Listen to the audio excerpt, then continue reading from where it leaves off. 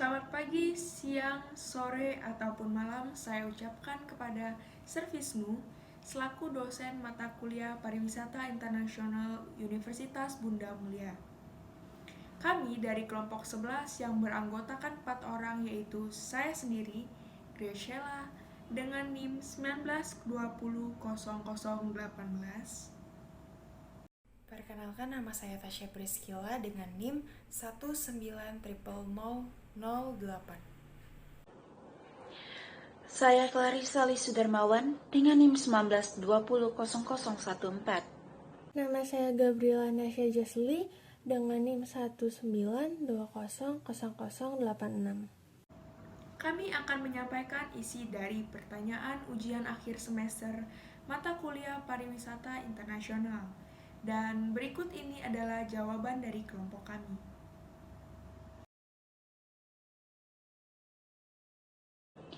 Partisipasi masyarakat lokal terhadap perkembangan pariwisata sangatlah penting, karena masyarakat lokal lebih memahami potensi wilayahnya dan objek wisata yang ada di daerah tersebut.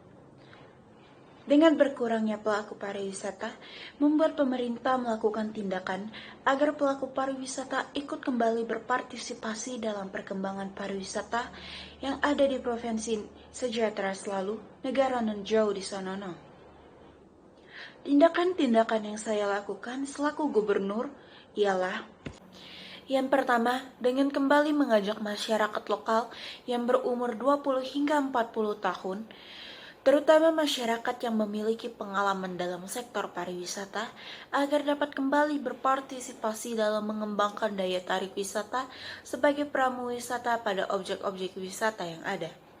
Namun sebelum menjadi pramu wisata, mereka yang berpartisipasi akan diberikan pelatihan seperti seminar dengan pembicaranya pegawai pemerintah bagian sektor pariwisata atau dari dosen maupun guru yang sukarela memberikan pemahaman dan pengetahuannya tentang pariwisata. Yang kedua, mengikutsertakan masyarakat lokal pada setiap program pengembangan pemerintah, karena hal tersebut dapat membuat pemberdayaan pada destinasi wisata tetap terjaga, dapat menghindari kerusakan maupun dampak negatif pada objek wisata maupun fasilitas yang tersedia oleh para pengunjung, dapat membantu pemerintah dalam membangun akses transportasi ke destinasi, mendorong masyarakat lokal untuk membangun usaha atau industri, dan membantu pemerintah dalam pelaksanaan pembangunan sesuai dengan tujuan yang telah direncanakan. Yang ketiga, melibatkan pemerintah dan masyarakat lokal, dengan pemerintah yang memberikan fasilitas-fasilitas kepada masyarakat lokal untuk terus mengembangkan atraksi-atraksi budaya yang berasal dari provinsi sejahtera selalu, untuk mengembangkan objek wisata, dan untuk memperbaiki kerusakan-kerusakan yang pernah terjadi yang disebabkan oleh kecerobohan wisatawan saat pernah berkunjung ke destinasi. Yang keempat, pemerintah meyakinkan masyarakat lokal bahwa ikut serta dalam kegiatan pariwisata mampu meningkatkan perekonomian, karena masyarakat lokal dengan mudah mendapatkan pekerjaan seperti dengan berjualan kerajinan tangan, membuka restoran atau rumah makan dengan makanan-makanan khas provinsi sejahtera selalu, dapat menyewakan transportasi kepada para wisatawan, dan memberikan pengajaran berbayar seperti membuat patung, membuat alat musik, dan membuat lukisan, di mana hasil tersebut dapat dibawa pulang oleh para wisatawan.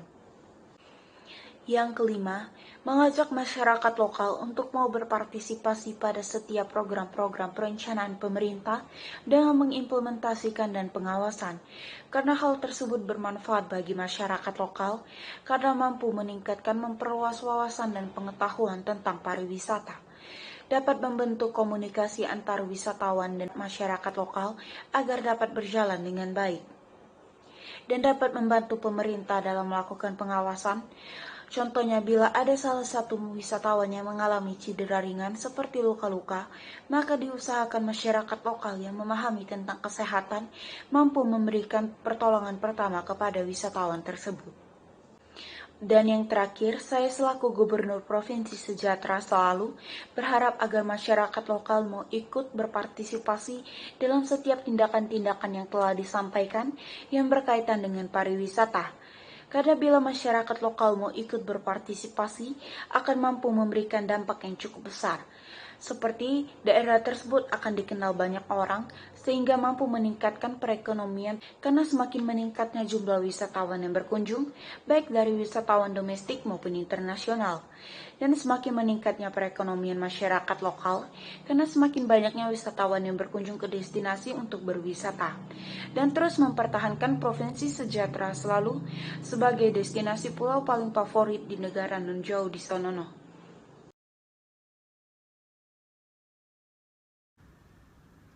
Karena terjadi peningkatan komodifikasi di pulau yang saya pimpin, hal tersebut membuat masyarakat lokal mulai tidak bersahabat dengan semua wisatawan. Tentu saja hal tersebut tidak bisa dibiarkan secara terus-menerus. Maka dari itu, untuk mengantisipasi masalah tersebut, masyarakat lokal harus diberikan edukasi. Edukasi tersebut ialah masyarakat lokal harus diajarkan untuk tetap bisa mengendalikan tempat dan sistem pariwisata saat berada di destinasi wisata yang berada di daerah mereka dengan baik. Misalnya, di pulau yang saya pimpin ini terdapat suatu destinasi wisata yang sangat terkenal dan memiliki banyak sekali wisatawan. Kita anggap saja destinasi ini berisikan suatu atraksi seperti tari-tarian atau upacara adat tertentu. Semakin banyak wisatawan, mulai dari wisatawan lokal hingga wisatawan mancanegara, hal tersebut akan mengundang peningkatan suatu daerah wisata untuk melakukan komodifikasi. Maka dari itu, saya sebagai pemimpin akan mengajak para penduduk atau masyarakat lokal agar mereka dapat memberikan suatu atraksi seperti tari-tarian dan upacara adat yang memang benar-benar terjadi di daerah tersebut, tanpa berubah gaya hingga segi pementasan sesuai dengan struktur aslinya. Selain itu, saya juga akan mengedukasikan para masyarakat atau penduduk lokal saya untuk mencintai dan menjunjung tinggi budaya yang ada di pulau mereka tempati. Sebagai contoh, suatu atraksi seperti tari-tarian dan upacara adat yang ada di pulau ini pastinya akan ditampilkan dan dilihat oleh banyak mata dari berbagai macam turis mancanegara. Maka dari itu, untuk memikat turis-turis tersebut, para masyarakat yang ikut dalam atraksi tersebut tidak perlu mengubah komponen apapun dalam atraksinya. Misalnya, tidak perlu membuat kostum yang sengaja disesuaikan dengan selera para turis. Karena hal tersebut tentu dapat memisahkan adat aslinya hanya demi kepentingan atraksi di destinasi pariwisata tersebut. Yang ketiga, dikarenakan adanya wisatawan asing yang semakin mengenalkan teknologi kepada masyarakat lokal tersebut, maka otomatis semakin berjalannya waktu, cara kerja di daerah tersebut pun pastinya akan lebih semakin modern. Jadi, tentunya saya sebagai gubernur akan berusaha untuk mendatangkan investor dan memperkenalkan masyarakat lokal mengenai penggunaan teknologi. Hal tersebut dapat berguna untuk memudahkan masyarakat lokal dalam membuat suatu kerajinan. Misalnya, kain, gantungan kunci, atau jenis cindramata lainnya. Dan pastinya hal tersebut akan lebih mudah dan tidak memakan banyak waktu. Saya sebagai gubernur dan investor tersebut akan berusaha semaksimal mungkin untuk membantu masyarakat lokal untuk memberikan fasilitas teknologi tersebut. Dan pastinya juga diadakan penyuluhan kepada masyarakat lokal untuk menggunakan alat tersebut, sehingga teknologi tersebut bisa digunakan secara maksimal. Dan Masyarakat lokal dapat memproduksi hasil pulau mereka sendiri. Yang keempat, masyarakat tidak bisa bersahabat dengan wisatawan asing. Ini biasanya juga terjadi karena wisatawan tersebut menyebabkan ketidaktentraman dan menggunakan fasilitas secara berlebihan. Oleh karena itu, hal tersebut dapat diupayakan dengan memberikan edukasi kepada masyarakat lokal bahwa tidak semua wisatawan asing yang datang memberikan dampak negatif seperti hal yang dilakukan tadi. Kemungkinan besar terdapat wisatawan asing yang dapat membantu memperbaiki dan membangun fasilitas yang baru. Karena hal tersebut, pastinya akan ada kemungkinan untuk mengadakan promosi wisata di pulau ini, sehingga dapat memajukan dan mengenalkan pulau ini ke wisatawan lainnya.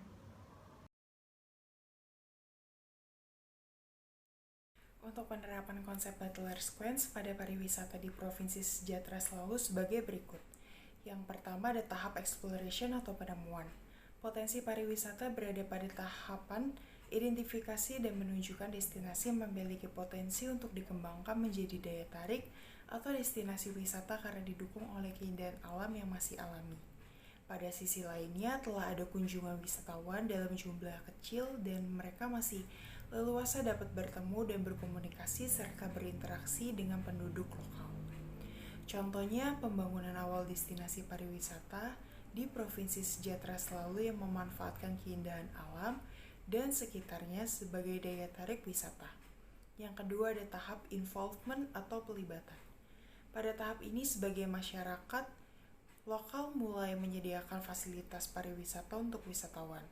Seiring meningkatnya jumlah kunjungan dan mulai adanya promosi, kontak antara wisatawan dan masyarakat lokal masih rendah dan masyarakat mulai mengubah pola-pola sosial yang ada untuk merespon perubahan ekonomi yang terjadi.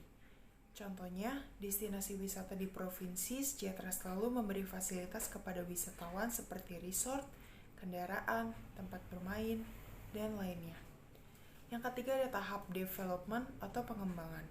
Pada tahap ini sudah mencerminkan daerah turisme yang telah terdefinisi dengan baik, telah ada kunjungan turis dalam jumlah yang besar, investasi dari luar mulai masuk, daerah semakin terbuka secara fisik, dan promosi semakin intensif.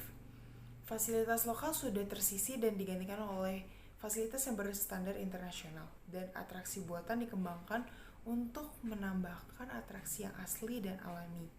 Contohnya destinasi wisata di Provinsi Sejahtera selalu mulai terbuka terhadap investasi dan mulai ada kunjungan wisatawan yang besar.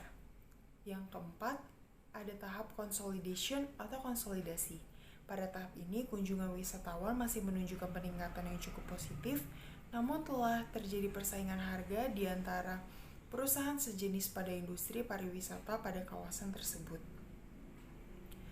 Peranan pemerintah lokal mulai semakin berkurang sehingga diperlukan konsolidasi untuk melakukan reorganisasional dan balancing peran dan tugas antara sektor dan pemerintah swasta. Contohnya, peningkatan wisatawan di Provinsi Sejahtera selalu masih stabil, namun peranan pemerintah mulai berkurang. Yang kelima ada stagnation atau stagnasi. Kapasitas berbagai faktor sudah terlampaui sehingga menimbulkan masalah ekonomi, sosial, dan lingkungan. Kalangan industri sudah mulai bekerja keras untuk memenuhi kapasitas dari fasilitas yang dimiliki. Pada fase ini, atraksi buatan sudah mendominasi atraksi asli alami, baik budaya maupun alam. Citra awal mulai luntur dan destinasi sudah tidak lagi populer. Contohnya, citra dari atraksi budaya di Provinsi Sejahtera mulai luntur serta wisatawan mulai menganggap destinasi wisata tersebut tidak menarik lagi dan tidak populer. Yang keenam ada decline atau rejuvenation, penurunan dan peremajaan. Fase decline wisatawan tertarik dengan destinasi yang baru dan pariwisata digantikan dengan fasilitas non-pariwisata. Atraksi wisata menjadi kurang menarik dan fasilitas pariwisata menjadi kurang bermanfaat. Keterlibatan masyarakat mungkin meningkat seiring penurunan harga fasilitas pariwisata dan pasar wisatawan. Fase rejuvenation ini merupakan inovasi dan pengembangan produk baru atau menggali atau memanfaatkan sumber daya alam dan budaya yang sebelumnya. Contohnya, wisatawan mulai berkurang, fasilitas mulai berkurang, serta atraksi banyak yang berubah, sehingga diperlukan inovasi baru bagi pariwisata di Provinsi Sejahtera Selalu untuk mengembalikan kondisi pariwisata seperti semula. Untuk mengembalikan sustainable tourism atau pariwisata berkelanjutan di Provinsi Sejahtera Selalu, ada beberapa hal yang akan menjadi titik perhatian saya. Pertama, meningkatkan kualitas lingkungan yang sehat. Kedua, memanfaatkan destinasi untuk lingkungan dan masyarakat lokal. Ketiga, memperbaiki hubungan antara pariwisata dan sekitarnya, baik lingkungan maupun masyarakat lokal. Keempat, mempererat komunikasi antar masyarakat lokal, pemerintah, dan pihak pariwisata. Kelima, menyamakan visi, misi, dan tujuan untuk mengembalikan sustainable tourism di provinsi kami. Sebagai seorang kepala daerah, saya beserta seluruh anggota tim saya akan melakukan beberapa hal. Yang pertama, membuat aturan baru.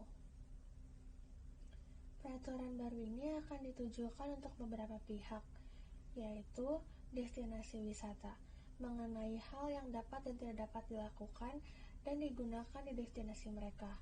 Peraturan ini juga akan mencakup pemantauan pembuangan limbah, penggunaan bahan bakar, dan pemanfaatan SDM. Sanksi dari pelanggaran peraturan ini adalah peringatan lisan, tertulis, hingga penutupan destinasi. Kedua, untuk turis yang datang mengenai pembuangan sampah, larangan merusak sarana prasarana, dan sikap terhadap orang lokal. Sanksi dari pelanggaran ini adalah peringatan lisan, tertulis, pengembalian turis ke daerah asal, hingga pelarangan turis untuk kembali datang ke daerah. Untuk warga lokal, peraturan yang dibuat adalah untuk mengalokasikan warga daerah yang belum mempunyai pekerjaan untuk menjadi pekerja baik di bidang pariwisata maupun bidang lainnya, di mana pekerja lokal akan didahulukan daripada pekerja asing untuk mengurangi tingkat kriminalitas dan pengangguran. Selain itu, akan dibuat peraturan mengenai pencemaran lingkungan dan permintaan pemerintah atas keterbukaan masyarakat terhadap destinasi di sekitarnya. Sanksi dari pelanggaran ini adalah peringatan lisan dan tertulis, kerja sosial seperti pemungutan sampah, denda, hingga hukuman penjara. Peraturan-peraturan ini akan berlaku secepatnya, di mana sanksi yang diberikan akan berbeda-beda tergantung seberapa fatal kesalahannya. Pertikaian antara masyarakat lokal dan destinasi wisata akan diselesaikan dengan kepala dingin, dan keputusan akhir akan diambil dari hasil musyawarah. Kemudian, saya akan melakukan pemantauan secara langsung ke setiap destinasi yang ada secara bertahap. Pemantauan ini akan dilakukan oleh saya sendiri dan anggota tim saya. Destinasi yang tidak sesuai dengan peraturan ini akan diajak berdiskusi agar dapat menemukan solusi bersama, sehingga destinasi tersebut dapat menjadi destinasi yang sesuai dengan peraturan. Saya dan tim juga akan melakukan kunjungan secara mendadak agar dapat melihat pergerakan destinasi dalam kehidupan sehari-hari. Setiap destinasi yang beroperasi harus memiliki izin tersendiri.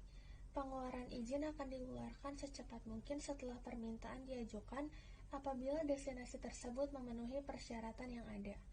Pembaruan izin akan dilakukan 12 bulan sekali dengan kemungkinan penolakan pembaruan apabila tempat destinasi tersebut dianggap tidak memenuhi persyaratan. Persyaratan dapat diperbaharui kapanpun, tergantung pada kondisi daerah pada saat itu. Setiap pembaruan akan langsung diinfokan kepada penanggung jawab tempat tersebut. Tidak akan ada pengecualian apapun dalam penerapan persyaratan. Pembangunan baru, baik dalam tujuan pariwisata maupun lainnya, harus berdasarkan izin pemerintah dan masyarakat sekitar. Pembangunan tempat ini juga harus disesuaikan dengan 5 poin penting dalam sustainable tourism. Untuk memastikan hal ini, pembangunan akan terus dipantau. Pembangunan hanya boleh dilakukan di jam kerja supaya tidak mengganggu jam istirahat masyarakat. Saya akan menanam banyak pohon dan mengajak setiap destinasi wisata yang ada untuk melakukan penghijauan. Hal ini ditujukan untuk meningkatkan jumlah oksigen. Saya juga akan memperbanyak transportasi umum seperti MRT dan bus yang nyaman bagi masyarakat sehingga dapat mengurangi tingkat kemacetan dan polusi udara. Selain itu, penggunaan kantong plastik akan dibatasi seketat mungkin agar tidak memperbanyak sampah. Sampah akan dikelola secara bijaksana, di mana sampah organik akan dijadikan pupuk dan sampah non-organik akan didaur ulang. Akan diadakan evaluasi bulanan mengenai permasalahan-permasalahan yang terjadi di bulan tersebut. Setiap permasalahan yang ada akan dibahas secara terperinci. Cara menyelesaikan masalah akan tergantung pada hasil diskusi yang dilakukan. Hasil dari evaluasi akan dijadikan bahan refleksi agar permasalahan serupa di masa mendatang dapat ditangani dengan baik. Sekian presentasi dari kelompok kami. Semoga seluruh pertanyaan yang ada dapat terjawab melalui presentasi kami. Kami meminta maaf apabila ada kesalahan. Sekian dari kami, terima kasih.